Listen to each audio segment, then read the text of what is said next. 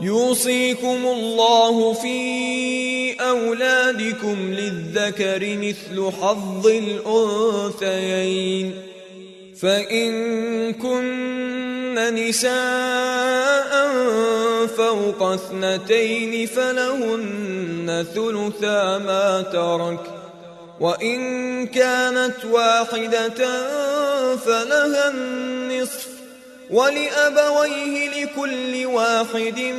منهما السدس مما ترك إن كان له ولد فإن لم يكن له ولد وورثه أبواه فلأمه الثلث فإن كان له إخوة فلأمه السدس من بعد وصية يوصي بها أو دين آباؤكم وأبناؤكم لا تدرون أيهم أقرب لكم نفعا فريضة من الله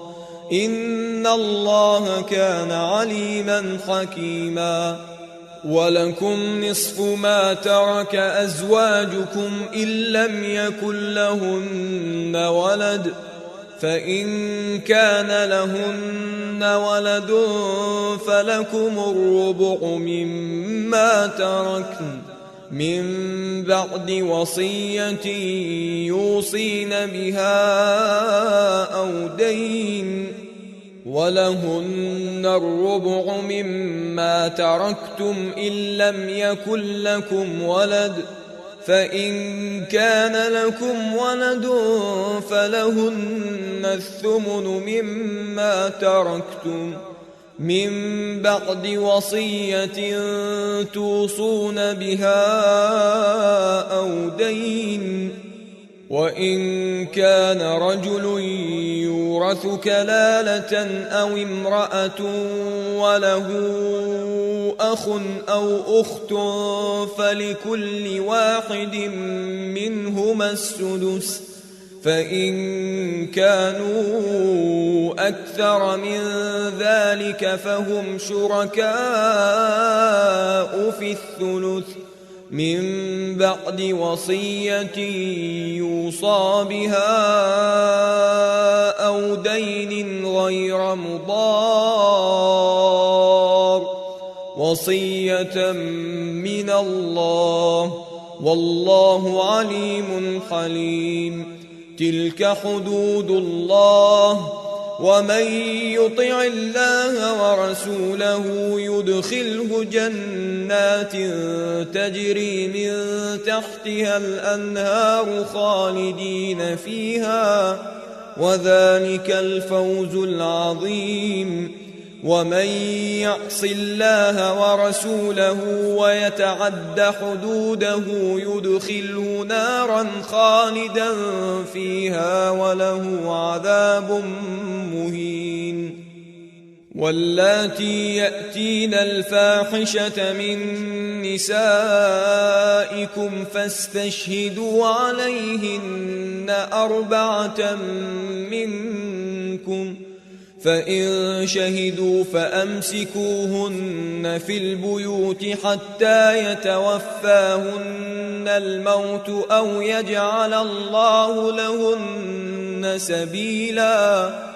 واللذان يأتيانها منكم فآذوهما فإن تابا وأصلحا فأعرضوا عنهما إن الله كان توابا رحيما إنما التوبة على الله للذين يعملون السوء بجهالة ثم يتوبون من قريب فأولئك يتوب الله عليهم وكان الله عليما حكيما وليست التوبة للذين يعملون السيئات حتى إذا حضر أحدهم الموت حتى إذا حضر أحدهم الموت قال إني تبت الآن ولا الذين يموتون وهم كفار أولئك أعتدنا لهم عذابا أليما